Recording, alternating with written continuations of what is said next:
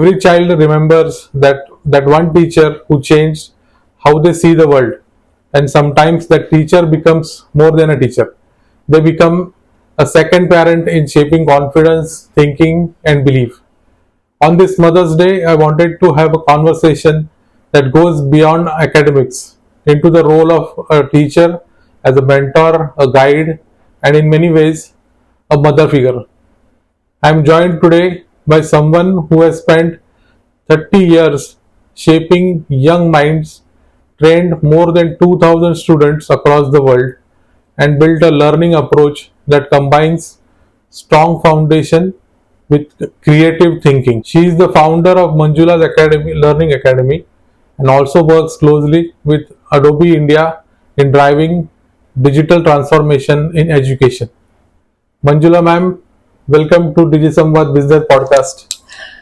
Thank you so much. I thank DigiSamvad and the entire family. I should thank Nimira also, because through her I came to know you as parents. And I really thanks from my bottom of my heart. I thank you people for giving me this opportunity. It's our pleasure and it's our honor that you are today at our place and we are recording this podcast. This will be released on Mother's Day, and this is something we wanted to showcase, and we want to know more also about you. So let's start with our discussion now. So I would like to ask some small questions like, what does being a mother mean to you, beyond just a family? So the basic quality which we are blessed with as mothers is the nurturing quality. So the nurturing quality comes so handy when you are communicating with a student or with a parent. So you are natural in yourself. Right. And that is the connect you make with the student, and that helps lifelong, because the student remembers that, and that is the basic quality which I feel. Yes, nurturing is like natural to mother. Yes, it is synonym. Mother is equal to nurturing. And also mother has an attitude not to give up. She will never want her child to get less marks or do average. All Indian mothers do she will never want. So that actually has come as a trait in my teaching quality, where I will never give up on a student who is a slow learner or who is doing very well or above average. So never giving up is an added attribute which comes handy. Yes, that way it is beneficial for the students. Yes. So Manjula Mam, in your journey, do you see yourself more as a teacher or as a second mother to your students? So this is a very good question, and it really made me think a little bit, because it depends on the student or the situation. Sometimes I get students who are very emotionally attached. So for them, it should be like a motherly feeling they should have in the class.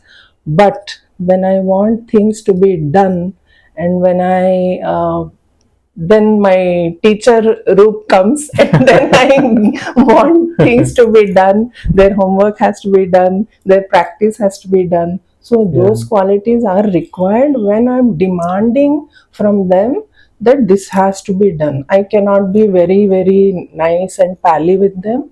So it is a balance of both. Both, right. So there are various avatars that you have to take on. Yes. When the child is asking for sympathy or some comfort or emotional comfort, that time you have to be emotional with them. Correct. But as you rightly said, when the time is right, you have to be disciplined. Yes. And that way it teaches the student also, right, that some things are okay. Mother also accepts. Same way teacher also has to be strict sometimes. Otherwise there is no discipline. Yeah. To get results, I need to be strict and I need to be demanding with the students. Yeah, but we know you are not that strict.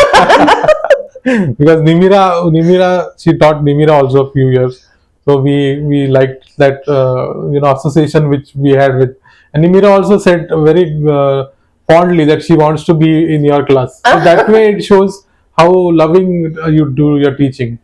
So this happens with a child who has initially come in the initial years. Okay. They form that image in their mind that this is the best teacher. This is the teacher whom I want. So even after few years, the child still remembers, oh, I want that teacher who can give me the concepts, whom I should go back. So this is one thing what the students remember, and this gives me an instant feedback. Right. And I have also observed it with various kids. They tend to like certain teacher and they tend to dislike certain teacher. So it is like their thought process. But as you said, if in the earlier stage of your life, Yes. if you go through a good teacher, your future will be always good. Because they have a template in their mind, right? A good teacher is like this. Correct. So, ma'am, what made you choose mathematics as your life's work? So going back, as a student, I was average in math. But I used to get good marks in maths. But later on in life, when I started doing my graduate work, when I started working, I had a natural attraction towards numbers. Okay. So that is an added advantage, and I enjoy reading numbers as well as analyzing numbers. So that is a natural quality. Maybe I'm blessed, I should say. Yeah, some people have that inherent quality where if they see numbers, they start doing addition, they start doing thinking about how you can change the output. I think you were working in a bank, right? Yes, back end banking operations where I used to see lot of numbers Correct, daily, correct. Lot of analyzing. So That is how you started your journey in maths. Okay. Yeah. Good. So, ma'am, if a child, fears maths, what should a parent do first? Okay, what I normally tell parents is to, why will someone fear something? Firstly, we will have that fear when we don't know about it, Yeah. when we are not comfortable talking about it. So I tell parents to have a conversation in daily where math is related daily. Okay. Like how many hours did you sit and study, or how many hours did you watch TV, how are you going to plan your day. So the child is okay to communicate in numbers. Numbers. Correct. So this conversation I request parents to have daily, in and around their topics. Numbers. Okay. What is the average number of hours did you study today, or in your class what is the ratio of girls and boys, or what are the games that you play, and how the average is calculated.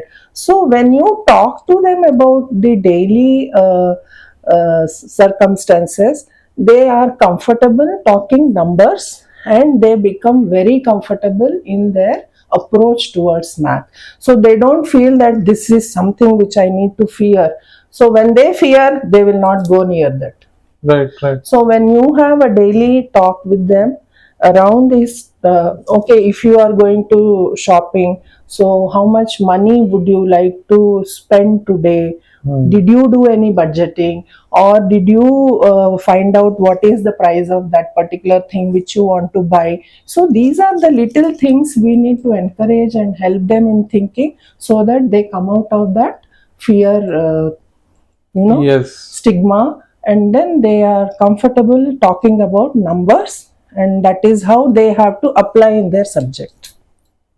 So in day-to-day life, if we incorporate maths in the early stage also, Yes. that way slowly they start not to fear maths. Yes. So that this is one common thing many people say, that everybody fears the unknown. Correct. Even I fear the unknown, right? Even if I'm such a senior person, not so much senior, but so child will also fear because he is not aware of what maths is. Correct. So instead of thinking that my child is very afraid of maths, we should try to encourage them and see how small things have maths in it, how numbers are there Yes. in it. You gave a good example, right? Yeah, so from early stage, we have to make it a habit to discuss numbers. I mean, I have some friends even now, they are afraid to look at their bank account and see the numbers. That is the phobia which is developed because of numbers. Numbers, okay. So you can see what impact it will have On the child. I mean, at my age, if they are fearing numbers, so what impact it must have had on them. Right. So there is one question associated with this, that what are parents today getting wrong about how children learn? So what are few things which you see that parents are doing it wrong in terms of how children are learning things? Hmm. So today's environment is totally a different environment compared to where you and me were. Yes. I'm sure Akanksha will also agree. So we were not very digitally aware. Now there are so many gadgets. Now there are so many other things which lure them, which attract them. Distraction is more. Yes. Right. So what is happening using the digital equipment is they are not thinking a lot. They are just like a robot. They are just playing Scrolling, that game, yes. or they are involved in that. That's it. So what I would request parents is to make them or give them situations where they need to follow step 1, 2, 3, and then tell you what has to be done, what should not be done. So they should be put into those situations. Correct. So learning has to be a wholesome learning. It's not only related to the gadgets or the video games what they play. It has to be a wholesome learning. Yeah, we should be less dependent on technology and more on doing physical work, or like many times now, even I at this age, I feel difficult to write long essays. During my school time, I used to write 1500 word essays, but now even a 500 word essay will be difficult for me to write because my writing practice is reduced. We are typing everything on computer, right? So even I try to tell Nimira that please, whenever you are doing practicing anything, write it down so that you inculcate the habit of writing. That way, we are trying to reduce the use of technology there. So this is one thing which I'm very strict in the class, that you should have a notebook with you and a pen. Correct. To note down. I have learnt it somewhere that when you write it down, it has a direct connection with your brain. And it gets stored, and recollecting. Correct. Or revisiting those concepts becomes very easy. Yeah, these are few small things. If we incorporate, the learning will be different for the kid, right? Definitely. Ma'am, do you believe a child becomes good at maths only when they are interested, or does discipline come first? Very tricky question. So as far as I have seen children, interest has to be developed in them for math. Okay. Initially, when they are in the younger classes. So that is the reason I play a lot of games related to concepts. Right. So that they never forget those concepts. And then when they slowly come into the 4, 5, 6 grades, then comes the discipline where they have to practice daily. Then they have to. So there are some students who share their daily work with me. So what happens then? My WhatsApp is filled with all their work. So I told them, you only share with me wherever you have gone wrong. Correct. And how you are going to correct it.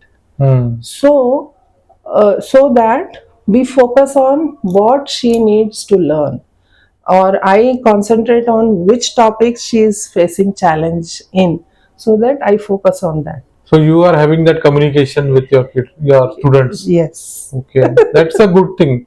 And as per this question, both when interest as well as discipline both are required. So at the early age, if you inculcate some interest, then only they can be they can take more time and study more and think more in maths, about maths positively. Correct. And Yes. as you said, in the higher grades, there you need discipline. Without Yes. discipline, you cannot. Yes. So, ma'am, how do you simplify complex concepts so students, truly understand them? Because maths, in some situations, it is very complicated. I mean, there are a lot of variables in maths, right? Yeah. So, how do you handle that? So just now I gave you an example of average and all that. Ratios, right now. Yeah. So sometimes I come across boys who are very good in their sports, Right. but they don't take interest in math. Then I talk to them in their sports language, like Okay. what is the average runs your godfather who made in the recent match. Then they will be ready with all those statistics. Right. They will give me everything which even I didn't know. That means they can relate the concept to something which they have passion for. Right. Right. So, a complex concept can be, first I ask them to divide it into chunks so that they can solve it individually and then gather it and put it. For example, word problems. All the students, they will read the word problems like a story. If you read any word problem like a story, even me, I will not be able to understand anything. Yes. So then I have to tell them, so you have to pause wherever there is a full stop, comma, so that you should make a meaning out of what information is given in that. Correct. So you have to give them some concepts in how to tackle the problem, when to stop, how to gather the information, how to collect it, and at the end, what is the end question asking? They will do everything else but forget what the question is asking. They will lose their marks. So we have to, reiterate what the question is asking. You have to read twice or thrice, then understand, then use that information, then finally apply whatever knowledge you have about that concept and give the answer as per the question. Whatever output the question is asking, you have to give it that format only. Yes. So it's a process. So Yes. you are teaching the kids the process, and then the output automatically comes out. Yes, definitely it will come if they follow the process. Correct. Correct. So, ma'am, you have trained students globally. I mean, I've seen you are doing online classes out of India. Also, students are participating in your classes. Yeah. So, what separates students who succeed from those who struggle? There's one common trait which I see among students who don't give up. Even if they get very less score or very less marks in the school or in any test, they are relentlessly trying to see that they get it correct, or their mothers are behind them to get it correct. Right. So those are the students who, who will definitely make it later on. But those students who are, their parents sometimes unknowingly they pass comments that you can never do this. I would request such parents not to utter such words, because you have to give time to the student to let him or her understand where is the mistake or where they have gone wrong. Let them correct it, and then they will slowly try to do their best. So this one thing where a student never gives up is one thing which keeps them. Yeah. So never give up attitude is actually it comes through the family only, right? The children will learn from what their parents did. So I think it's our responsibility as a parent that we also should have a never give up attitude. And as ma'am said, we should not demoralize our kids by passing on silly comments. Even in a joke also, we should not. Even if a child is unable to pass a particular exam, it's okay. give them a chance, they will come back and they will definitely do well. So I will never want a parent or even a teacher to judge the child as per their marks. When you converse with them, when you have a conversation with any child, you will come to know what are they thinking and what are their likes and dislikes. Right. And as per that, you can definitely modify your teaching style or guiding style. You have to mold. The teacher's job is to mold the kid as per his likes and dislikes, right? Correct. Similarly, parents also have to mold their kids, not throw everything on the teacher's shoulder. They also need to take some responsibility and create the basic setup while how kids should learn, Yeah. how we should encourage them, how we should give them a pat on their back even if they have got less marks. So these things are very important. I Very, feel like. very important. Encouraging is very important. So there are different types of encouragements which I do in my class. So if a student does 3 worksheets in a span of 45 minutes or before 45 minutes, they get to play a puzzle or a Okay. game. And even if they finish the game and the puzzle, they will be allowed to leave the class 2 minutes early. So that is a really good incentive for them, Yes. that they have finished and they are ready to leave. Yeah, these small wins also you have to Yeah, celebrate, right? we have to. We have to. Ma'am, what message would you like to share with mothers around the world on this occasion of Mother's Day? Because I have seen mothers across the world now, I should say the DNA of mothers is the same. Every mother wants her child to do, to be in the top, Yes. 2%, 10%, whatever it is. She wants her. I mean, this is the quality which keeps the even my community growing, because mothers have that, they have that, what should I say, drive in them. Drive. That is why the children are able to attend the classes, they are able to do well. So across the globe, the DNA is the same. So I should say, mothers, don't get disheartened even if your child is not able to do well in a single test or one or two. Don't bother.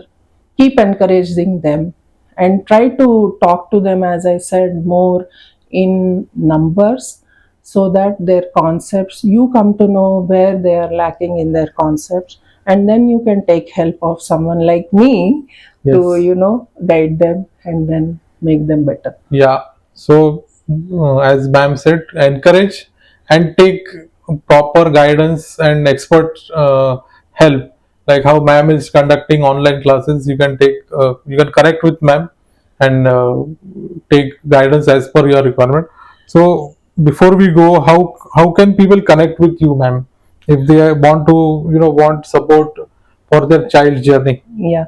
So they can either message me on my Instagram ID, Manjula Jampani, or they can even contact me on my WhatsApp. The numbers will be given at the Yeah. end of the Video and the description also. yeah. Yes. So if anybody wants to contact Manjula ma'am, I'll put ma'am's Instagram handle, WhatsApp details on this video as well as in the description. So please do contact Manjula ma'am for any query regarding your maths, and we'll definitely talk to Manjula ma'am again on some new topic soon. But I would like to thank Manjula ma'am for taking this time out, giving this valuable information for the parents, for the kids, as a mother, and it was a good understanding and learning about basic things what we should do. So thank you for your time, ma'am. I would like to thank you for giving me the opportunity and revisit few things, which as a teacher, as an educator, I have to reiterate on. All right, thank you, audience, for watching this, and happy Mother's Day to everyone. Happy Mother's Day. Thank you.